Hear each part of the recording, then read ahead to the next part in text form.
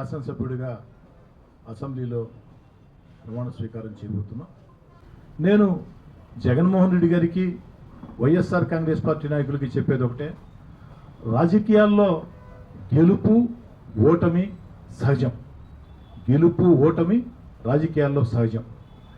గెలిచామని వెర్రవీగినా, ఓడామని భయపడినా, గెలిచామని వెర్రవీగినా, ఓడామని భయపడినా, ఓడామని అడుగు వెనక్కి వేసినా అక్కడి నుంచే మన పతనం స్టార్ట్ అవుతుంది. అలా కాకుండా ఎందుకు ఓడామా అన్న కారణాలు సమీక్షించుకొని లోపాలను సరిచేసుకొని బాధ్యతల ప్రతిపక్షంగా ప్రతిపక్ష హోదా కూడా వైఎస్ఆర్ కాంగ్రెస్ పార్టీకి రాలేదు కాబట్టి బాధ్యత గల ఓ పార్టీగా అసెంబ్లీలో ప్రజా సమస్యల పట్ల ఉండాలి. కానీ అలా కాకుండా తప్పంతా ఈవీఎంల మీద దోస్తే దాన్ని ప్రజలు హర్షించరు, ప్రజలు అసహించుకుంటారు, నవ్వులు పాలవుతారు. జగన్మోహన్ రెడ్డి గారైనా వైఎస్ఆర్ కాంగ్రెస్ పార్టీ అయినా ప్రజల్లో నవ్వులు పాలవుతారు. ఆనాడు 2 కోట్లు ఖర్చు పెట్టి, ఇది నేను చెప్పిన మాట కాదు, ఆదాల ప్రభాకర్ రెడ్డి గారి కుడిభుజం వైవి రామరెడ్డి వైఎస్ఆర్ కాంగ్రెస్ పార్టీ రాష్ట్ర కార్యదర్శి చెప్పిన మాట. ఆదాల ప్రభాకర్ రెడ్డి 2 కోట్లు ఖర్చు పెట్టి రాజకీయాల్ని పక్కన పెట్టి కోటమిరెడ్డి శ్రీధర్ రెడ్డి కుటుంబాన్ని ఛిద్రం చేయాలా అన్న రీతిలో పచ్చి అబద్ధాలతో కూడినటువంటి దుష్ప్రచారాలు చేయించారు. ఇది నేను చెప్పిన మాట కాదు, వైవి రామరెడ్డి గారు చెప్పిన మాట. మరి ఆనాడు నా మీద దుష్ప్రచారం చేసిన రోజు నేను స్పందించలా, ఒక్క మాట కూడా మాట్లాడలా.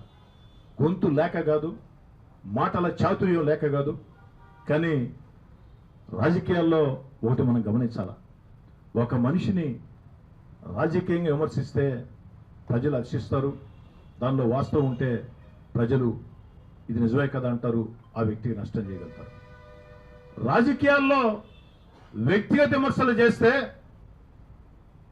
ఆ చేయించుకున్న వ్యక్తి ఎవరైతే విమర్శలు చేశారో వాళ్ళు పతనం అవుతారు ప్రజల దృష్టిలో.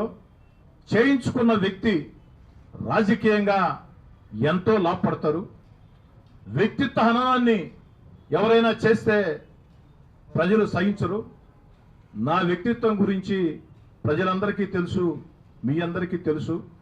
2 కోట్లు కాదు 20 కోట్లు ఖర్చు పెట్టి కోటమిరెడ్డి శ్రీధర్ రెడ్డి నామస్మరణ ఎంత చేస్తే ప్రజల్లో నేను అంతగా బతికుంటా, ప్రజల్లో నాకంత మేలు చేస్తుందని నమ్మి ఆ రోజు ఒక్క మాట మాట్లాడాలి. నేను కాదు, ఈ ఆఫీసులో ఉండే నా సెకండ్ పిఏ శివాజాలు వారి సమాధానం చెప్పేదానికి, నా మీద దుష్ప్రచారం చేసిన వ్యక్తులకి, నాకు వ్యతిరేకంగా పచ్చి అబద్ధాలతో కూడుకున్న నీచాతి నిశమైన మాట్లాడే వాళ్ళకి సమాధానం చెప్పేదానికి నా మాటల చాతుర్యం, నా మాటలు పడలే. నా ఆఫీస్లో నా సెకండ్ పిఏ శివ ఉన్నాడు. ఆఫీస్ బాయ్గా ఈ ఆఫీస్లో చేరి కష్టపడి తెలివితేటలతో ఈరోజు నా పిఏగా సెకండ్ పిఏగా ఉండే పరిస్థితి. అబ్బాయి చాలు, కానీ దానివల్ల అవతోడు మేలు జరగదు. ఎలక్షన్ టైంలో అది కరెక్ట్ కాదు. వాళ్ళు ఎంత తిడితే మనకంత మేలు జరగదు. అందుకే నేను ఓర్చుకున్నా, ఆ రోజు స్పందించలా. ఈరోజు వారు బహిరంగ క్షమాపడినట్టున్నారు, దీనికి నేను స్పందించదలుచుకున్నా. ఆ రోజు మాట్లాడిచ్చారు అంటే నేను చెప్పడం కాదు, ఆదాల ప్రభాకర్ రెడ్డి మాట్లాడిచ్చాడని. స్వయంగా ఆదాల ప్రభాకర్ రెడ్డి కుడిభుజం వైఎస్ఆర్ కాంగ్రెస్ పార్టీ రాష్ట్ర కార్యదర్శి ఆదాల ప్రభాకర్ రెడ్డి ఆంతరంగికుడు, నెల్లూరు రూరల్ ఎన్నికల మొత్తం ఏ ప్రయాసల్ని నడిపించిన సర్వ సైన్యాధ్యక్షుడు అని తనకి తాను ప్రకటించుకునే వైవి రామరెడ్డి వారు చెప్పారు ఆదాల ప్రభాకర్ రెడ్డి గారు చేయించారని. వారి విశేషణకే వదిలేస్తున్నా, వారే దీనికి సమాధానం చెప్పాల.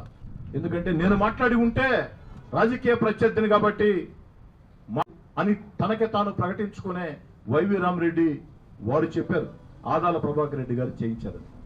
వారి విశేషణకే వదిలేస్తున్నా, వారే దీనికి సమాధానం చెప్పాల. కానీ ఆదాలకు నేను సర్వసైన్యాధ్యక్షుడిని, ఆదాలకు నేను మహామంత్రిని, వైఎస్ఆర్ కాంగ్రెస్ పార్టీ రాష్ట్ర కార్యదర్శిని, ఇది ఇది ఇది ఇది ఇది అంట చిటికలేస్తా మాట్లాడిన వ్యక్తే. మరి ఆదాల ప్రభాకర్ రెడ్డి గారు మీ కుడి భుజం రాజకీయంగా చిటికల మీద చిటికలేస్తూ మాటలు చెప్పిన వైవి రామరెడ్డి ఈరోజు మీరు 2 కోట్లు నా వ్యక్తిత్వ హననానికి పాల్పడేదానికి ఖర్చు పెట్టే బదులు ఆ 2 కోట్లతో రూరల్ నియోజకవర్గంలో కొన్ని వందల మంది పేద విద్యార్థులకి స్కూల్ ఫీజులు కట్టి ఉంటే మీకు పుణ్యం వచ్చి ఉండేది, కాస్త రాజకీయంగా మేలు జరిగి ఉండేది.